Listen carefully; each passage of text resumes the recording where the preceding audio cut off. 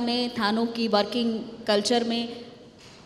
जी बिल्कुल, अगर ये परसेप्शन रहा है वो धीरे धीरे बिल्कुल चेंज हो रहा है और आगे और भी ज़्यादा चेंज होगा।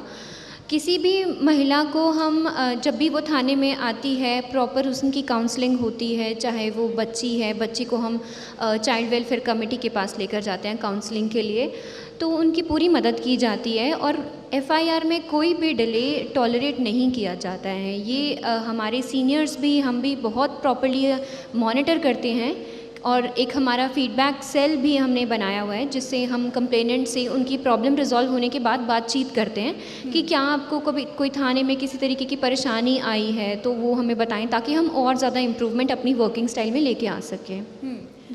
रेणु जी, आप चूँकि लगातार मिलती रहती हैं डोमेस्टिक वायलेंस का शिकार महिलाओं से, रेप विक्टिम्स से, उनकी मानसिकता में कानून को लेकर किसी तरह का बदलाव आपने महसूस किया?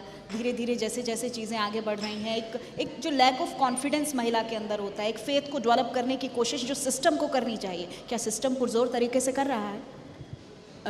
बहुत अच्छा प्रश्न है, ये मैसेज जाना चाहिए पब्लिक में।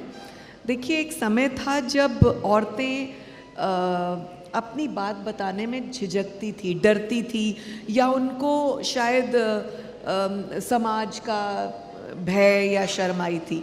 लेकिन महिला थाने खुलने के बाद बहुत बहुत धन्यवाद इस सरकार का, हम सबको करना चाहिए कि उन्होंने महिला थाने खोलने की बात सोची।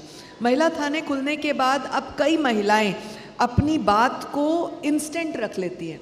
उनके अंदर एक कॉन्फिडेंस आ जाता है कि मैं एक महिला हूँ और अगर मुझे कोई प्रॉब्लम आई है तो उसको महिला में थाने में जाकर महिला आराम से सुनेगी। तो ये एक कॉन्फिडेंस बिल्ड हुआ है और ये एक चेंज आया है। तो मुझे ऐसे लगता है कि जिस भी लड़की के साथ कोई अनहोनी, भगवान ना करे कभी हो, पर जो अगर अब्यूजिव लैंग्वेज या कोई भी तरह का अगर आपराधिक घटना घटती है तो वो अपनी बात को इमीडिएट रख सकती है। और यहाँ पर बैठी आप ये देखिए, आज आपके इस कॉन्क्लेव में बच्चियाँ बहुत हैं, कॉलेज की गर्ल्स हैं, स्कूल की गर्ल्स हैं, तो ये इस मैसेज को यहाँ से ले जाएंगी। और जो आपका कॉन्क्लेव लाइव सुन रहे हैं देश और दुनिया में, वो भी इस बात को एहसास करेंगे कि अब हम वो महिलाएं नहीं हैं। अब हम महिलाएं अपनी बात को फोर्सफुली, इंडिपेंडेंटली, अधिकार के साथ रख सकती हैं और रखनी चाहिए। आप अपनी बात जब तक नहीं रखेंगे तब तक आप उसका सल्यूशन कहाँ से ढूंढेंगे? तो हम सबको अपनी बात को रखना चाहिए प्लेटफॉर्म पर। रितु जी, हम अलग अलग सेक्टर्स में देख रहे हैं कि कानून को लेकर अवेयरनेस बढ़ी है, लेकिन बहुत बहुत स्वागत कीजिए, हम महिलाएं की फाउंडर ऐश्वर्या पंडित शर्मा हमारे बीच में पहुंच चुकी हैं। जोरदार तालियों के साथ मैम का स्वागत कीजिए। और देखिए, मैम का ही इनिशिएटिव है जो आज हम मंच पर चर्चा कर रहे हैं और इन मुद्दों पर चर्चा कर रहे हैं जो महिलाओं के लिए ज़रूरी हैं, तो इसका पूरा क्रेडिट मैम को जाता है। मैम के लिए ज़ोरदार तालियाँ। और हम अपने सत्र की तरफ देखिए आगे बढ़ेंगे। रितु जी, आपसे मेरा सवाल था, क्योंकि अलग अलग सेक्टर्स में हम बात कर रहे थे कानून को लेकर, लेकिन मैं 1987 का एक केस मुझे याद आता है, अरुणा शानबाग का केस, आपको याद होगा। अरुणा ने 40 साल बिस्तर पर बिता दिए थे। आज और उन 40 सालों का हम कंपैरिजन करते हैं तो किस तरह से देख रहे हैं, क्या कुछ बदला है? बिल्कुल, बहुत बदलाव हुआ है। मैं जो एक प्रावधान है, एक लॉ एक्ट है, posh, prevention of sexual harassment at work place, उसमें ही एक महिला है भंवरी देवी जी, शायद आपने सुना होगा। बिल्कुल, बहुत चर्चित केस है। बहुत चर्चित केस है। और उन्होंने वो जब आवाज़ उठाई तो उनकी उस आवाज़ पे जब PIL फाइल हुई, विशाखा गाइडलाइंस आई, और विशाखा गाइडलाइंस के बाद आज महिलाओं के पास ये पॉश एक्ट है। तो वही जो आपका कहना है कि वहाँ उनकी वो लड़ाई, वो वाला केस, तो ये बिल्कुल बदलाव हो रहा है। और जैसे कि मैम ने अभी बोला कि महिलाएं पहले एक समाज का डर और ये सब चीज़ें थी, आवाज़ उठाते हुए उन्हें डर था, लेकिन आज मैं as a advocate also, ma'am भी मैम पुलिस में अपना वो हैं उनके उसमें, तो वो भी आए दिन ये वाले केसेस देखते हैं और महिला आयोग में मैम का तो डेली का ही सामना होता है ऐसे बहुत सारे केसेस से। तो हम ये देख सकते हैं कि अब आज की डेट में महिलाएं आवाज़ उठा रही हैं, बिल्कुल बदलाव आ रहा है, और ये हिम्मत उनकी इसी वजह से हो रही है कि उनको समाधान भी मिल रहा है, सॉल्यूशन भी मिल रहे हैं। ऐसा नहीं है कि वो आवाज़ उठा रही हैं और परेशान होकर जा रहे हैं। तो बहुत सारे इन प्रावधान का ही मैं शुक्रिया ही करना चाहूँगी हमारी सरकार का, जो पॉश एक्ट लाए, डोमेस्टिक वायलेंस एक्ट लाए। ये जो एक्ट्स हैं ये बहुत पावरफुल एक्ट हैं जो उनकी हिम्मत बढ़ा रहे हैं आज की। बिल्कुल हिम्मत बढ़ रही है और ये हिम्मत और बढ़े ये उम्मीद हम करते हैं। मोनिका जी, आपसे मैं सवाल लूँगी।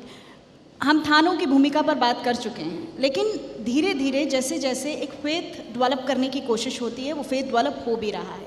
आप तीनों का जो एक कॉम्बिनेशन है वो बहुत ही मैं ब्यूटीफुल कॉम्बिनेशन देख रही हूँ। हरियाणा राज्य महिला आयोग के अध्यक्ष हमारे साथ हैं, वकील हैं, वकीलों का साथ समय समय पर हर लड़ाई में मिलता रहता है। आप प्रशासनिक जिम्मा, पुलिस का जिम्मा संभालती हैं। इस कॉम्बिनेशन को, इस तिकड़ी को कैसे देखती हैं आप? जी देखिए, डिपार्टमेंट्स के बीच में कोऑर्डिनेशन तो बहुत ही ज़रूरी है, क्योंकि कहीं ना कहीं काउंसलिंग में हमारे साथ विमेन एंड चाइल्ड डेवलपमेंट से कोऑर्डिनेशन रहता है, मैम से रहता है काउंसलिंग्स के दौरान। उसके बाद हम केस जब फाइल करते हैं तो एडवोकेट्स के पास जाता है। जितनी अच्छी पैरवी होगी केस की उतना ज़्यादा कन्विक्शन रेट हम बढ़ा सकते हैं। और लॉयर्स हम जब जो फाइल हम देते हैं चालान की, उसमें भी कई बार कमियां रह जाती हैं तो वो वहाँ से पूरी होती हैं। जितना ज़्यादा कोऑर्डिनेशन डिपार्टमेंट्स का रहता है उतना ज़्यादा सोसाइटी इम्प्रूव करेगी। छोटा सा कमेंट इस पर मैं आपका चाहूँगी, उसके बाद हम अपना सत्र जो है अगले सत्र की ओर आगे बढ़ेंगे। मुझे लगता है कि बेस्ट कमेंट रहेगा अगर हम तीनों एक साथ मिलकर कहें, हम महिलाएं। जोरदार तालियां। देखिए, बहुत सुंदर ये कॉम्बिनेशन है और हम चाहते हैं कि इसी तरह से महिलाएं आगे बढ़ती रहें, हर क्षेत्र में अपनी भूमिका निभाते रहें, और एक 11 होता है और ये 11 की ताकत पूरा देश देखे, पूरी दुनिया देखे। बहुत बहुत शुक्रिया आप तीनों का इस सत्र में हमारे साथ शामिल होने के लिए। बहुत शुक्रिया मैम। आप सभी मंच पर रहिए। मैं डॉक्टर ऐश्वर्या जी से रिक्वेस्ट करूंगी कि वो स्टेज पर आएँ और हमारे ख़ास जो महिलाएं यहाँ पर हैं उन्हें मोमेंटो देकर सम्मानित करें, क्योंकि सभी ने अपनी फील्ड में अपनी एक भूमिका निभाई है और अपना एक रोल प्ले किया है। तो सबसे पहले मैं मैम आपसे रिक्वेस्ट करूंगी कि रेणु भाटिया जी जो चेयरपर्सन है हरियाणा महिला आयोग की, उन्हें मोमेंटो देकर सम्मानित करें। और आप सभी से रिक्वेस्ट करूंगी कि आप तालियों के साथ ही ऋतु कपूर जी हैं एडवोकेट, और मोनिका जी ACP वुमेन्स।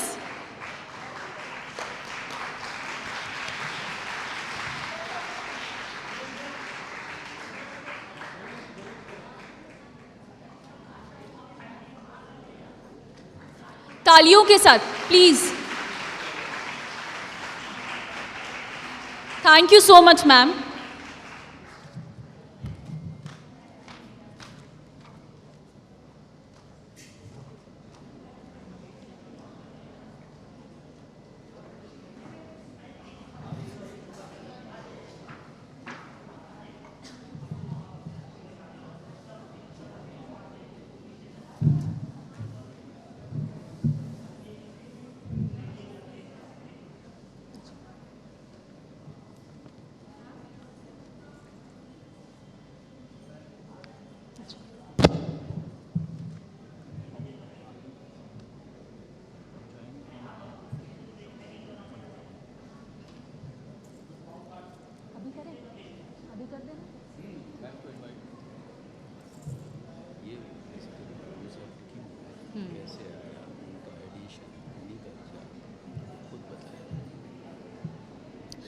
खोल दे पंख मेरे कहता है परिंदा, अभी और उड़ान बाकी है। ज़मीन नहीं है मंजिल मेरी, अभी पूरा आसमान बाकी है। यहाँ पर मौजूद सभी महिलाओं के लिए मैं यही लाइन करूँगी और आमंत्रित करना चाहूँगी यहाँ पर डॉक्टर ऐश्वर्या पंडित शर्मा को, फाउंडर हम महिलाएं। मैम, हम आपसे जानना चाहेंगे, मुझे लगता है यहाँ पे काफ़ी सारी लड़कियाँ भी हैं, काफ़ी सारी महिलाएं भी हैं, किस तरह के चैलेंजेस थे, क्या आपने सोचा, और हम महिलाएं जो है वो कैसे बना? Over to you ma'am. नमस्ते एवरीवन। मैं तो बहुत शुक्रगुजार हूँ कि यहाँ पर